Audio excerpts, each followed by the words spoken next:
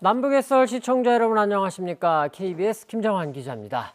자, 남북의 썰 이번 주는요 정세편입니다. 최근에 한반도 상황이 좀 잠잠한가 했더니 또 북한이 ICBM도 쏘고 조금 시끌시끌해서 오늘은 최용환 국가안보전략연구원 책임연구위원과 함께 최근의 상황들 또 집중적으로 들여다보겠습니다. 안녕하세요, 최 박사님. 예, 안녕하세요. 자, 최 박사님. 지난 11일이었습니다. 북한이 ICBM 대륙간 탄도탄 화성 18형을 쐈습니다. 예. 사실은 이제 4월에 쏘고 그때는 조금 긴가민가하는 분위기였는데 이번에는 성공한 것 같다. 이런 평가들이 많은 것 같습니다.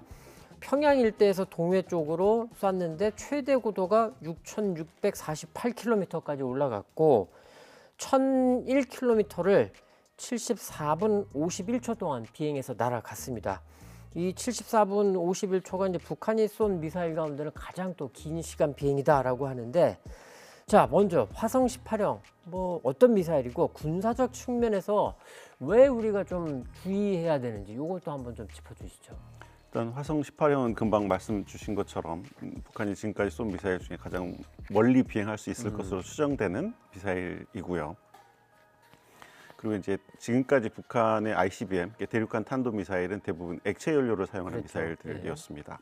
근데 화성 18형은 고체 연료를 사용하는 미사일이기 때문에 이제 사전에 그 발사 징후를 포착하기 굉장히 어렵고 또 이동식 발사대를 사용하기 때문에 기습적으로 발사할 수 있다는 점에서는 과거의 미사일보다 훨씬 위협적이고. 이제 액체 연료라고 하면은 쏘기 전에 이제 그거를 부어야 되는 거고.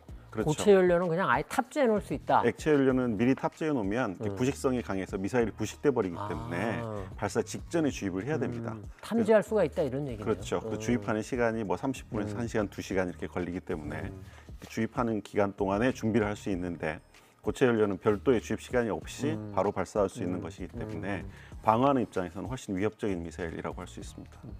그러니까 기존의 화성 15형이니 17형이니보다 한 단계 업그레이드 됐다 이렇게 볼 수 있는 거겠네요. 그렇죠. 그런데 사실 이제 화성 15, 17 나왔을 때도 그렇고 이번에 18도 그렇고 이게 사실은 대륙간이잖아요. 근데 우리 대한민국에게 직접적인 위협이 될까? 이런 궁금증이 좀 있거든요. 어떻습니까? 우리나라의 미사일은 대부분 고체 연료 미사일들입니다. 사실 100% 고체 연료 미사일이죠. 근데 북한은 지금까지 액체 연료 미사일들을 많이 사용해 왔었는데 고체 연료를 사용하는 로켓 엔진 기술이 진화하고 있다라는 것 자체가 굉장히 위협적이고요. 그리고 북한이 김정은 위원장 들어서 고체 연료 미사일들 개발에 굉장히 열을 올리고 있는 상황이기 때문에 그 미사일 하나만 놓고 생각하기보다는 조금 더 큰 범위에서 생각해 봐야 될 것 같습니다. 그 이제 ICBM은 대륙간이란 이름답게 북한이 미국이라던가 이런 데를 이제 공격한다는 측면에서는 우리는 우리가 직접적인 대상은 아니겠네 생각할 수는 있지만 하지만 그 고체 연료를 쓰는 기술을 중거리나 단거리 이쪽에도 이제 적용할 수 있다. 그런 측면이 있겠군요.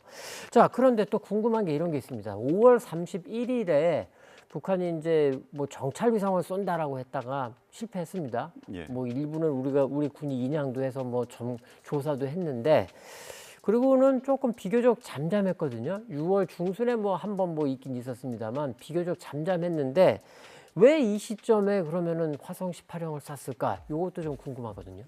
일단 시점을 아주 좁게 보면 7월 12일 날 발사를 했습니다. 그렇죠. 그날 유럽에서는 리투아니아에서 그 나토 정상회의, 우리 대통령도 참석한 나토 정상회의가 있었고 하와이에서는 한미일 합참의장이 참석하는 합참의장 회의가 있었습니다. 그러니까 북한이 뭔가 군사적인 도발을 했을 때 나토와 한국이 공동 대응하는 모습을 보이거나 혹은 한미일 합참의장이 공동 어떤 성명을 발표하는 게 굉장히 분명한 시점이었죠. 그렇죠. 북한으로서는 반응을 해라라는 걸 노리고 발사했다고 생각하고요. 의도적으로. 그것을 조금 스팬을 길게 해서 보면 지난 6월인가요? 블링컨 장관이 중국을 방문했죠. 그러니까 아마 그 바이든 정부 출범 이후에 최고위급 인사가 중국을 방문한 케이스이고 국무장관 방문으로는 한 5년 만에 이루어진 일일 텐데 그리고 그 다음 달인 7월 달에 제니 델런 재무장관이 방문했고요.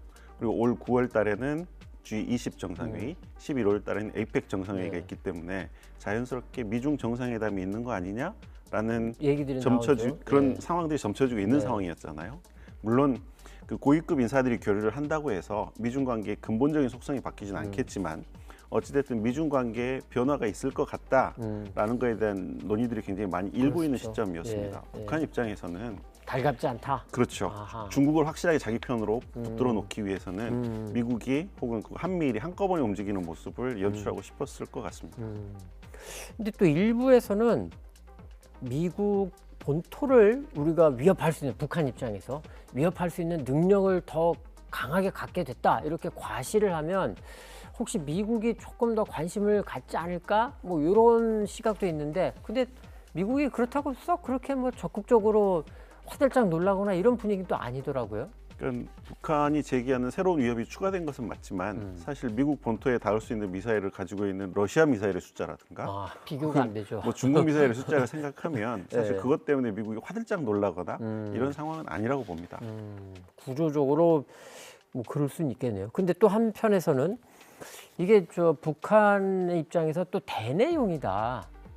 뭐 사실 대내적으로 크게 좀 경제 상황이 좋아지는 것도 아니고 지금 아직 올해는 아직 큰 물 피해 그러니까 이제 폭우라던가 예, 예. 뭐 집중호우에 의한 큰 피해 대규모 피해는 아직은 없지만 어쨌건 식량 사정이 일부 지역에서나마 아사자가 지금 나온다는 얘기도 있고 심지어는 뭐 평양에서도 뭐 그런 아사자가 있다는 얘기도 있고 하여간 민심이 썩 좋지 않기 때문에 뭐 민심을 좀 다독거리기 위해서라도 아니면은 이제 민심을 다른 데로 시각을 돌리기 위해서라도 이건 대내용이다 뭐 이런 분석도 있는데.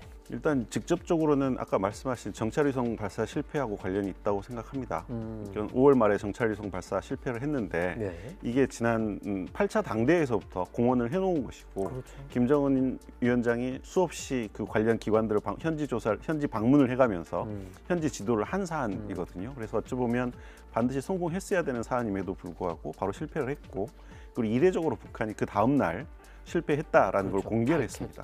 예. 그리고 그 이후에 있었던 8기 6차 전원회, 그 전원회의에서 이게 우리가 실패했다라는 걸 공식적으로 언급해버린 상황이기 때문에 그 실패를 만회하기 위한 뭔가 액션이 분명히 필요했을 거라고 생각합니다. 그러니까 이제 정찰위성을 다시 쏘는 거는 시간이 좀 걸릴 거니까 그 사이에 그 대신에 꽁 대신 닭이라고 할까요? 그리고 이제 아까 말씀해주신 국제 정세적인 측면도 있고 하니까 그 시점에 그냥 18형을 쐈다. 이렇게도 볼 수는 있겠군요. 예.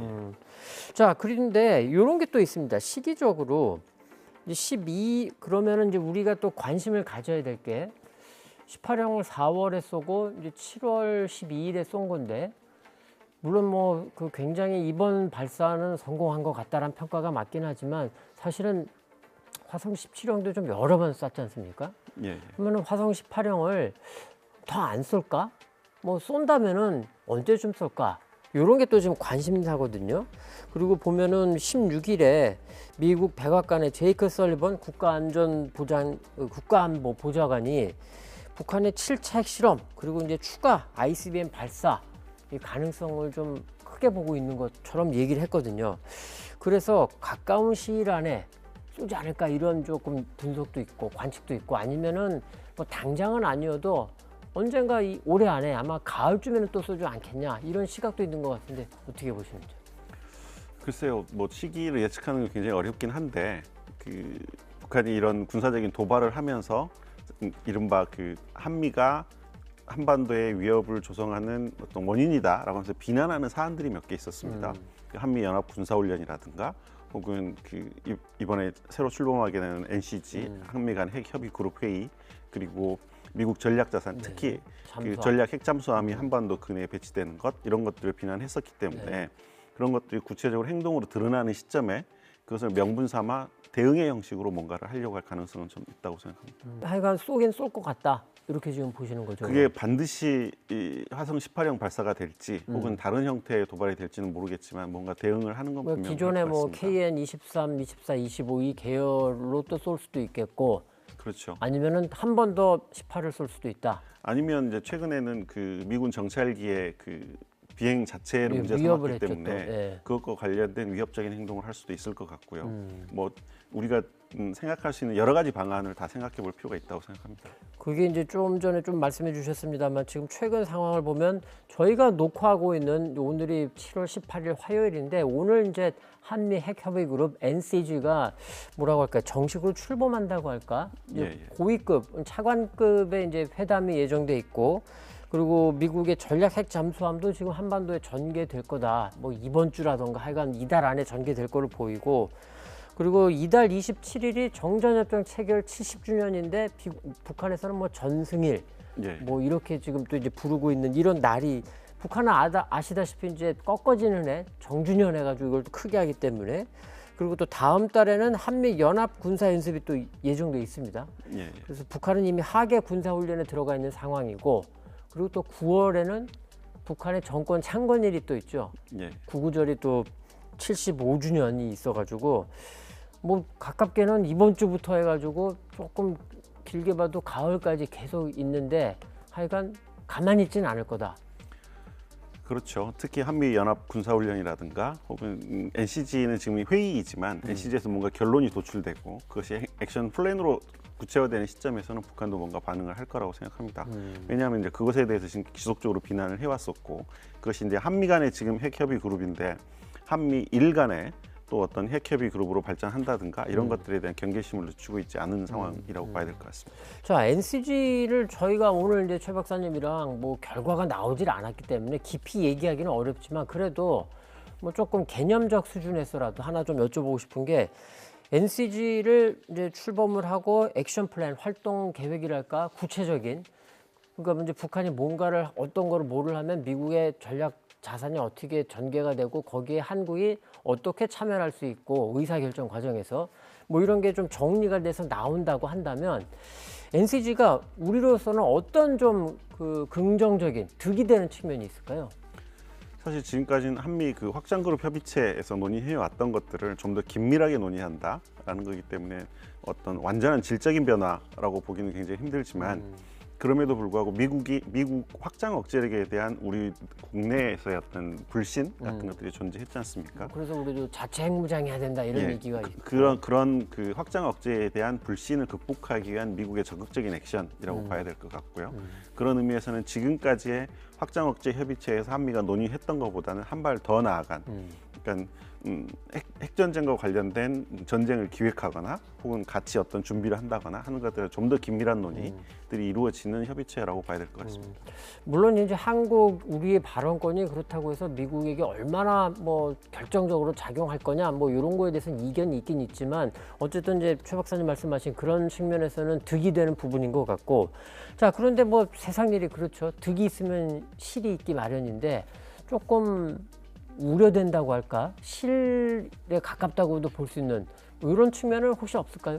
이제 우려스러운 점은 이게 북한 핵 위협을 억제한다는 측면에서는 굉장히 효율적인 기제인 것은 분명하지만 동아시아가 사실은 중국도 있고 러시아도 있는 문제이기 때문에 한미 간의 핵 협의가 좀 더 긴밀해지고 이것이 한미 일 간의 안보 협의로 확대된다라는 것은 중국이나 러시아의 경계심을 자극하는 행동이 될 수 있기 때문에 그 수위를 조절하는 게 어떻게 되느냐에 따라서는 불필요한 어떤 중국이나 러시아의 반응을 불러일으킬 우려도 있는 거죠. 아 그러니까 이제 지금 오늘 한미가 만나서 고위급 차관급들이 이제 회담을 하는데 요거는 북한만이 아니라 특히 중국도 자세히 들여다볼 거다. 아마 한미는 북한 핵 문제에 초점을 맞춰서 이야기를 하려고 할 겁니다. 근데 중국이나 러시아가 그렇게만 봐줄 거냐라는 건 또 다른 문제라고 생각합니다.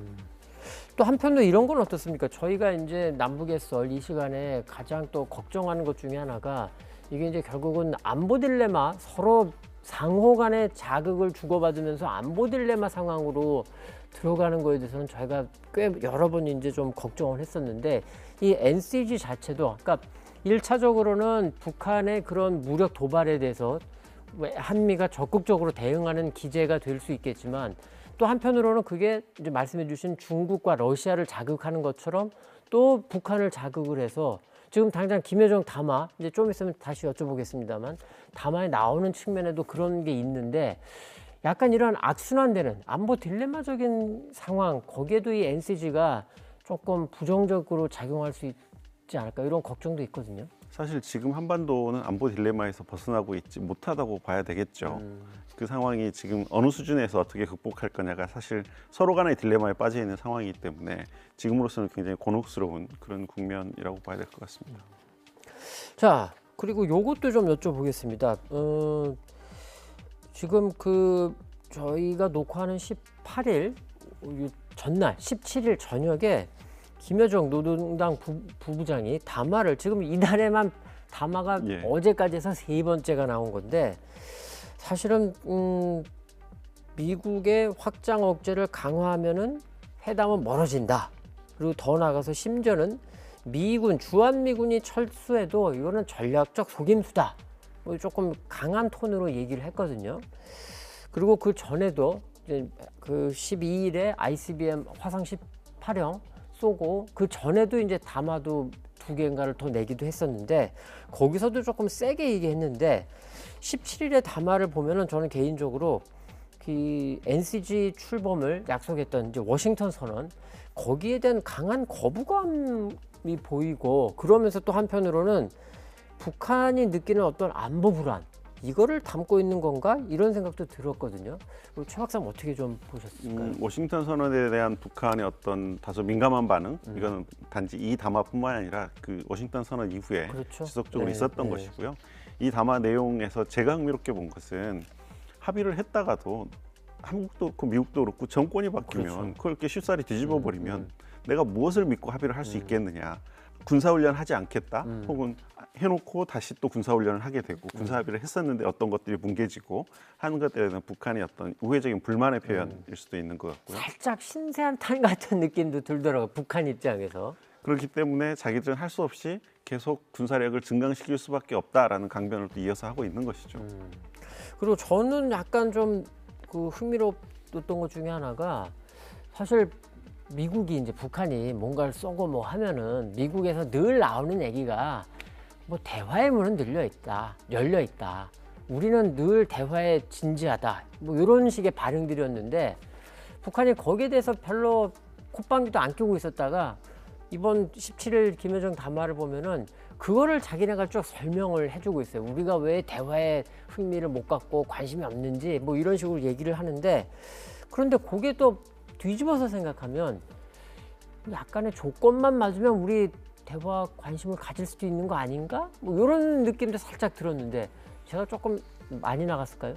일단 전반적으로는 이제 북한이 만들어 놓은 허들이 있는 거죠. 그렇죠. 자신들에 대한 적대시 정책을 철회해라라고 이야기를 하고 있는데 그 적대시 정책이 구체적으로 무엇이다라고 이야기하고 있지 않아요. 그렇죠. 이게 굉장히 포괄적으로 네. 나에 대한 적대시 정책을 철회해야 내가 대화에 나갈 것이고 그래야 대화가 어떤 생산적인 결과를 이룰 거다라고 이야기를 하고 있는데 그것을 명확하게 하고 있지 않습니다. 이건 두 가지인데요. 하나는 그걸 너무 명확하게 해버리면 자신들이 움직일 여지가 없어져 버리는 그렇죠. 거죠. 네. 그러니까 미국에 뭔가 성의 있는 조치를 해주면 내가 대화에 나갈 생각은 있다라는 뉘앙스를 계속 풍기는 거죠. 근데 이제 미국은 조건 없는 대화를 이야기하잖아요. 그러니까 북한이 이야기하고 있는 게 지금 조건을 걸고 있는 거다.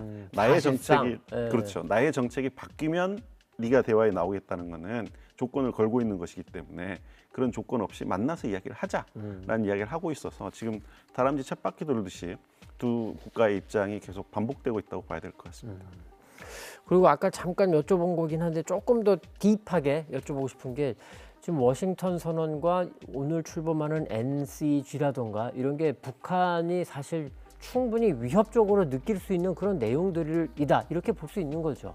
사실 완전 질적인 차이다라고 보기는 힘들 것 같아요. 한국이 자체적으로 핵무기를 보유한 것도 아니고 그리고 핵무기에 대한 통제권을 얻은 것도 아니고 결국에는 미국과 협의를 해서 무언가를 한다는 측면에서는 기존의 어떤 그 협의의 수준이 높아졌다라는 것이지 질적으로 뭔가 획기적인 차이가 있는 건 아닌 것 같습니다. 그리고 이제 한반도의 어떤 미국 전략 자산이 전개되는 것 이런 것들도 사실은 그 전에도 북한의 위협이 있거나 한반도에 위기가 조성되면 통상적으로 있어왔던 일들이지 않습니까? 근데 이제 그것이 좀 더 잦아지고 좀 더 그 강도가 높아지고 하는 것들에 대한 북한의 우려라고 봐야 되겠죠. 자, 그러면 이번에는 또 요것도 좀 여쭤보겠습니다. 이제 화성 18형 관련한 얘기는 요 정도면 될 것 같은데 12일에 화성 18형을 쏘기 전에 10일 새벽에 북한 국방성 대변인 담화해가지고 미군 정찰기를 뭐 격추할 수 있다 이렇게 예. 좀 협박 위협을 했어요. 그리고 10일 같은 날 저녁에 밤에는 김여정 부부장이 담화를 냈습니다. 충격적인 사건이 발생할 수 있다. 이렇게 또 이제 경고를 했습니다. 그리고 다음 날 11일 새벽에 김여정 부부장이 또 담화를 내서 미군이 매우 위태로운 비행을 경험하게 될 거다. 이렇게 또 경고를 했습니다. 이게 물론 조금 자세하게 보면 북한 국방성 대변인 담화는 이제 미군 정찰기가 북한 영공을 뭐 수십 킬로미터인가요? 침범했다. 예. 뭐 이렇게 밝혔고 뭐 김여정 부부장 담화는 영공 얘기는 좀 없고 이 경제 수역 상공을 침범했다. 뭐 여건 약간 차이는 있는데 어쨌든 미 공군의 정찰기, 이 정찰 활동을 겨냥했다. 이런 좀 공통점이 있는데 이 세 건의 담화를 어떻게 좀 봐야 할까요? 일단 그 미군의 그 EEG에서의 정찰 활동 이런 건 통상적으로 있었기 때문에 그걸 새삼스럽게 문제 삼은 거지 않습니까? 네. 그리고 그 EEG 상공은 영공이 아닙니다. 그건 국제적으로 공해 상공이기 공역이기 있죠. 때문에 예. 그것을 문제 삼는 거는 북한이 지금 뭔가 문제를 꼬아서 이야기하고 있는 것인데 그건 첫 번째는 그 통상적인 정찰 활동을 문제 삼은 거는 자신들의 정찰 위성 발사를 위한 예비 동작이라고 저는 생각을 합니다. 미군이 무시로 근해를 드나들면서 우리나라를 들여다보고 있기 때문에 우리도 우리도 정찰 한다. 위성을 발사할 수밖에 없다라는 이른바 이중 기준 논리에 예, 들어가는 것이고요. 또 하나는 이제 그 영해도 아닌 EEG를 기점으로 삼은 것은 북한은 아직 방공 식별 구역을 선포하지는 않고 있거든요. 근데 우리도 그렇고 일본이나 중국, 러시아도 다 방공 식별 구역을 선포를 합니다. 네. 그런데 공해상에 가상의 선을 그어놓고 이 선을 넘어올 때는 우리에게 통보를 해라라고 해서 그 선을 넘어오면 이제 그 통보 없이 넘어오면 공군기들이 출격해 그렇죠. 대응 출격을 네, 하고 하는 네. 일들이 이제 빈발하고 있지 않습니까? 최근에는 이제 중국이라든가 러시아가 또 수시로 좀 넘어오고 있는 편이죠. 그렇죠. 네. 그러니까 북한이 그런 어떤 국제적인 관례를 자신들도 한번 사용해보고 싶다라는 의지일 수 있을 것 같아요.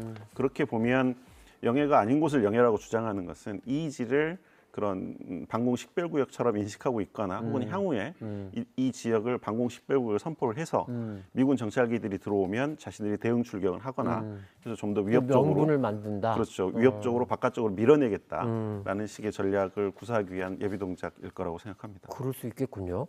자, 그런데 공교롭게 10일, 11일 이틀 그렇게 미 공군의 정찰 활동에 대해서 경고 담화가 나왔고 그리고 12일에 화성 18형을 쐈거든요. 뭐 두 개가 연결됐다고 봐야 될까요? 아니면 그건 약간 별개로 봐야 할까요? 완전 직접적으로 연결됐다고 보기는 좀 힘들 것 같은데요. 어찌됐든 그 북한이 장거리 ICBM을 쏜 것은 이제 향후에 군사 정찰 위성 발사를 위한 그 데이터 축적의 의미도 있다고 생각합니다. 특히 이번에 그 북한이 발표한 내용을 보면 미사일 발사가 1단은 정상 각도로 쐈고요. 2단, 3단은 고각으로 바꿨거든요. 뭐 그랬더라고요. 그런 의미에서는 네. 향후에 그 로켓 기술 그 진전을 위한 어떤 데이터 축적의 의미도 있었을 거라고 생각합니다. 약간 좀 그건 직접적으로 뭐 미군의 정찰기를 위협하려고 쏜 거는 아닐 것 같다. 그렇죠. 그렇게 볼 수 있겠고 또 하나 이제 궁금한 게 이런 게 있습니다. 이게 질문지 없는 건데 갑자기 생각난 건데 어떻습니까? 북한이 이렇게 위협을 하는데 그 이후에 미 공군의 정찰 활동이 조금 줄었을까요? 아니면은 그냥 여전히 계속하고 있을까요? 아마 정찰 활동을 줄이지는 않았을 겁니다. 어, 그 정찰하는 그 미군의 자산이라는 게 굉장히 다양하게 존재를 그렇죠. 하고 예. 그리고 그 공해에서의 자유통항이라는 거는 무해 미국의 통항권. 미국의 예. 변하지 않는 정책이고 그것과 관련돼서는 중국과도 그렇죠. 굉장히 다양한 충돌이 있었음에도 불구하고 중국이 공세적으로 나오면 미국이 맞대응해서 항해 자유 훈련을 한다든가 하는 군함을 방식이 보내고, 예. 미국의 그 기존 정책이었었기 때문에 그것 때문에 무서워갖고 미국이 뒤로 물러나거나 아니 이런 무섭다기보다 행동을 혹시라도 갑작스런 뭔가 또 사실 과거에 보면은 이제 미군이 조금 뭐 좀 그런 사례들이 있었지 않습니까? 북한한테 조금 뭐 좀 불편했던 그래서 혹시 위축됐을까 해서 아마 여쭤본 건데 다른 대비 수산들이 더 따라 붙거나 할 수는 있지만 정찰 활동이 줄었을 거라고 줄지는 생각하지는 않았을 않습니다. 거다? 그런 의미에서는 북한이 만약에 정말 위협하거나 정말 공격할 생각이 있었으면 예비 동작 없이 공격을 하는 게 맞지. 우리가 공격할 거다, 위험할 예령을 거다라고 주고, 예. 이야기하고 하는 거는 그렇진 사실은 않았을 거다. 북한이 정말 물어뜯을 생각은 없는 거죠. 오히려 역시 이거 좀 뒤집어서 생각해야 되네요. 자, 그리고 요것도 궁금합니다.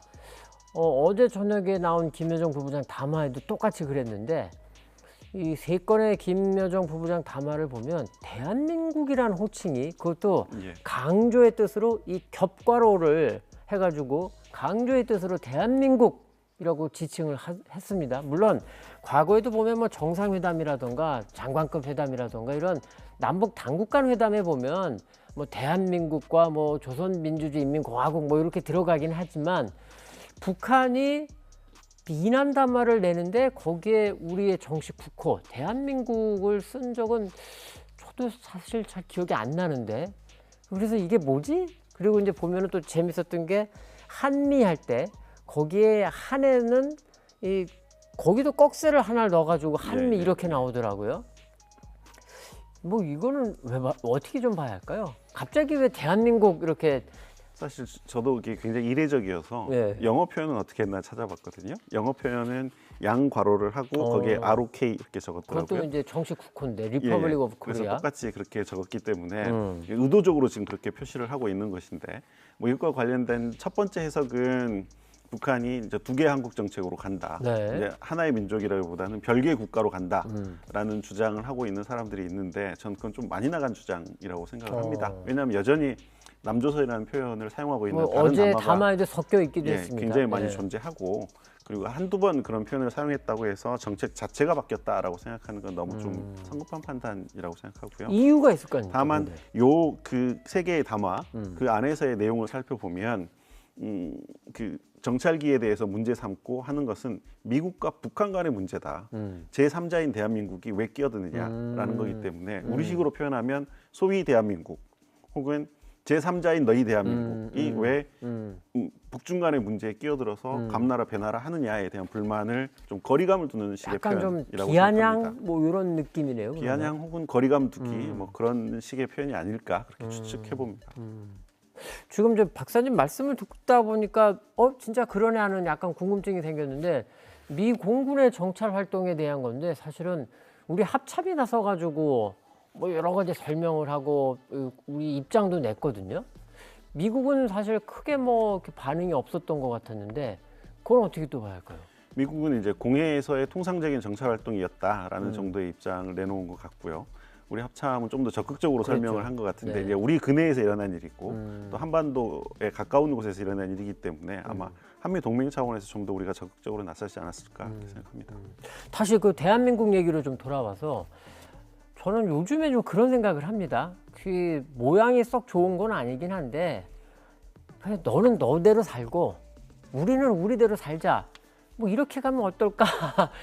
사실 뭐 이런 그 생각도 좀 들거든요. 지난번 얼마 전 담화에서 김여정이 서로 신경 쓰지 말고 그렇죠. 살자라는 나왔었죠. 표현이 정확하게 네, 그 정도의 네. 표현이었던 것 같고요. 네.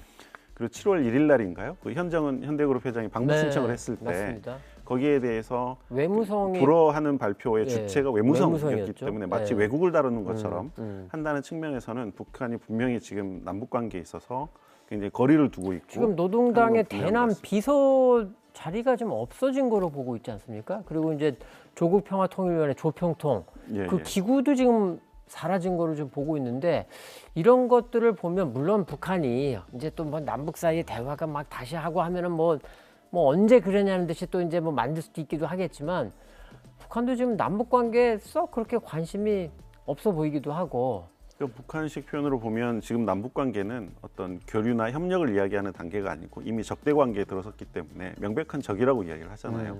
그러니까 조평통이나 이런 대적이라 그러죠. 남북 예. 교류를 담당하는 기구는 거의 유명무실하거나 사실상 없애버린 것 같고 지금은 총참모부가 발표를 하거나 외무성이 발표를 하거나 하는 상황인 거죠. 그냥 북한은 북한대로 우리는 우리대로 살 수 없을까요? 뭐 우리가 우리 국토를 들고 다른 데로 이사 갈 수 있으면 그게 말이 되는데 네. 지금 그렇지 않은 상황에서는 어차피 지리적으로 딱 붙어 있는 국가이고 서로 간에 정치적으로는 격리되어 있는 것 같지만 사실은 그 자연 현상적으로나 이런 측면에 있어서는 충분히 우리가 같이 해야 될 것들이 굉장히 많이 있거든요. 지금 근데 제 말씀 뭐냐면 북한도 진짜 그런 식의 생각이 있다 그러면 뭐 평화협정에 대해서는 이제 우리 내부에서 굉장히 좀 불편해하는 시각들이 많기 때문에 뭐 평화협정까지는 몰라도 뭐 남북 불가침 조약 같은 걸 만들어서 서로 공격하지 않는다 하면서 이제 군사적 긴장도 조금씩 뭐 완화시키는 방향으로 가고 너는 중국이랑 알아서 살아라 내버려 두고 우리는 뭐 미국 중심으로 해서 우리 체제대로 살겠다. 이게 꿈 같은 이야기일까요, 혹시? 어떻습니까?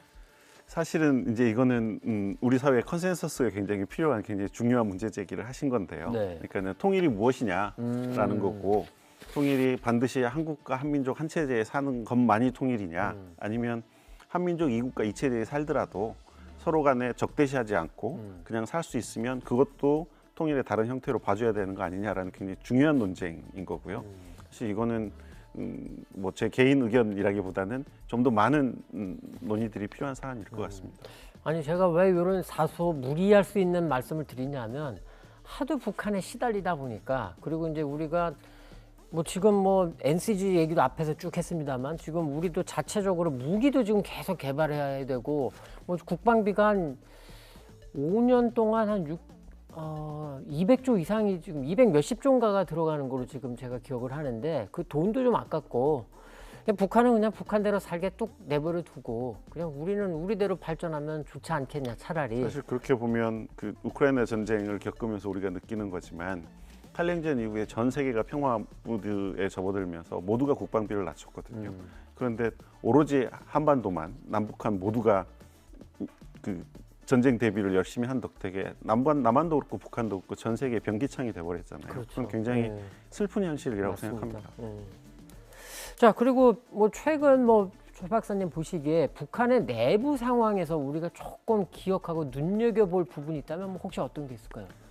사실 북한 내부 상황은 지금 이렇게 특별한 건 없는 것 같아요. 근데 이제 북한 노동신문이나 북한 그 매체들을 보면 그 최고인민회 상임위장인 최용해 그리고 내각 총리인 김덕훈 등등은 거의 그 농촌에 가서 삽니다. 뭐 그렇더라고요. 그러니까 네. 거의 농촌과 혹은 농업 문제와 관련된 현지 지도를 굉장히 열심히 하고 있는 것이고 지난번 있었던 전원회의 이후의 그 내용들도 보면 인민경제발전 12개 고지 중에 첫 번째 고지는 알곡 생산이다라고 네. 이야기를 하고 있기 때문에 지금 북한은 내부적으로는 식량 문제 해결과 관련된 그 식량 증산에 굉장히 주력하고 있는 상황이라고 봐야 될 것 같습니다.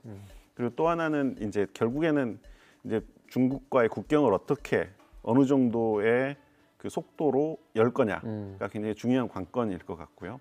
그것과 관련돼서는 아무래도 여전히 그 코로나와 관련된 면역력이 부족하기 때문에 백신을 어떤 방식으로 보급을 하고 면역력을 만들어낼 거냐가 북한 내부에서는 또 문제겠죠.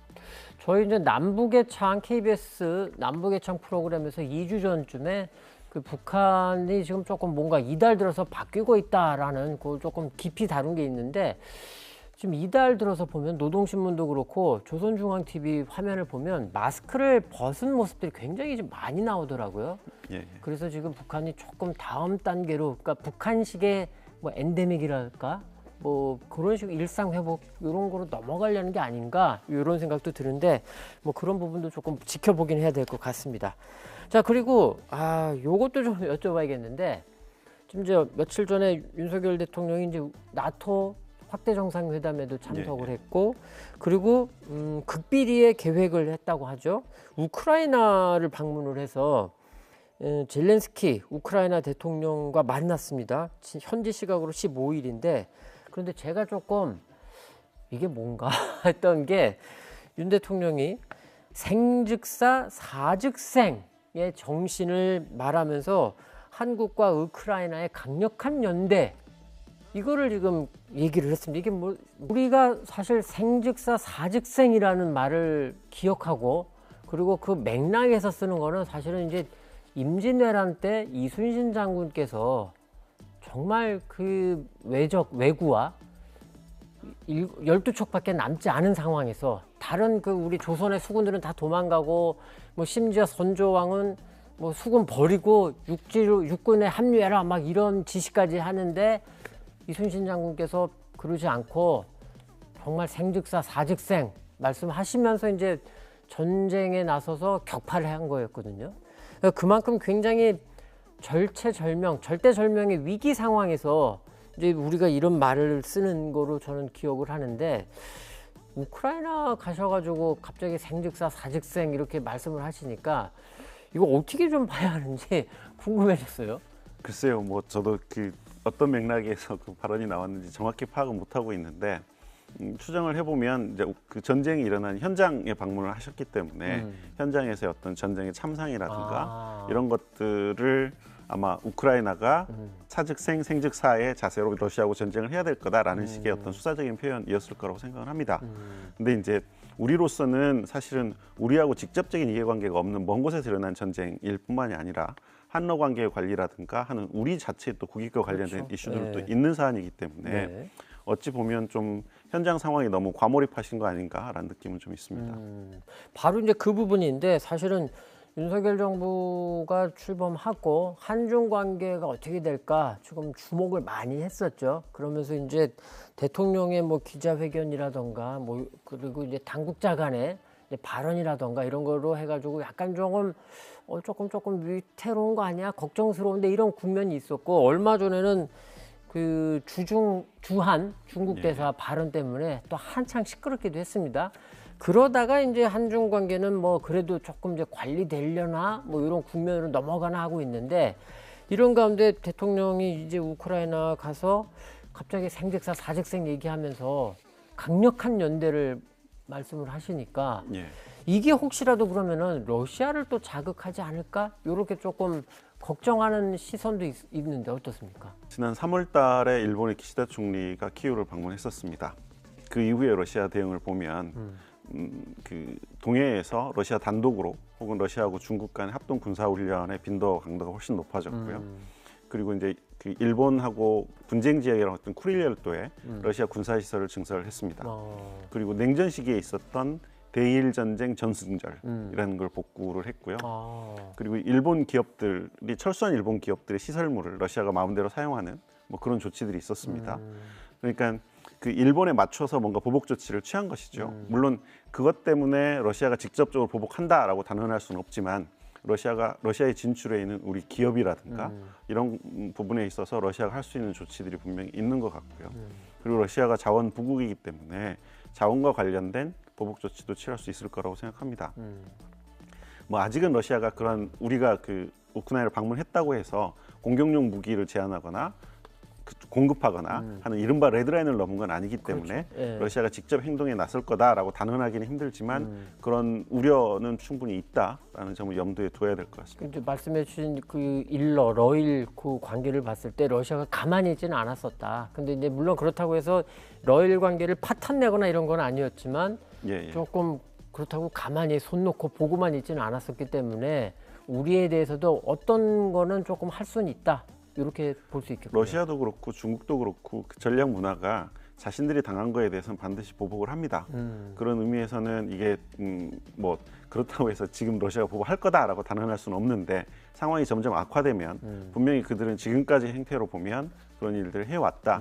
그런 의미에서는 우리가 그 한러 관계나 혹은 한중 관계를 관리할 때 그런 점을 염두에 두고 뭔가 관리에 나서야 된다라는 점 말씀드리고 싶습니다. 뭐 참고로 보면요, 중국과 러시아가 지난해 6번 군사 훈련했는데 이게 20년 사이에 가장 많이 지난해 이제 실시한 거고, 그리고 지난 15일에는 중국 국방부가 조만간에 또 러시아와 합동 군사 훈련하겠다 또 이렇게 예고도 했다고 합니다. 자, 남북의 썰 오늘은요, 북한의 화성 18형 발사를 중심으로 해서 또 우리 한미의 NCG 얘기, 그리고 김여정 담화와 대한민국이라는 호칭 사용, 그리고 이제 러시아에 대해서까지 좀 두루두루 짚어드렸습니다. 최 박사님 뭐 이제 한 달 뒤, 4주 뒤에 이제 다시 또 나오시는데 혹시 다음 달 8월까지 뭐 혹시 좀 한반도 상황 조금 우리가 조심해야 한다고 할까? 이런 게 있으면 어떤 게 있는지 뭐 짤막하게 좀 한번 전망해 주시죠. 사실은 예정돼 있는 이제 군사 훈련들 그렇죠. 그리고 북한 뭐 전승전을 포함해서 계기들이 8월달에 굉장히 집중적으로 모여 있기 때문에 8월이 조금 혼란스럽게 혹은 시끄럽게 넘어갈 수 있는 우려가 있다라는 점이 하나 있고요. 또 하나는 지금 내리고 있는 비가 북한에 어느 정도 영향을 주느냐 그렇죠. 또 하나의 변수일 것 같습니다. 네. 자, 남북의 썰 이번 주는 여기까지 전해드리겠습니다. 또 오늘도 함께 해주신 우리 최영환 박사님 고맙습니다. 감사합니다.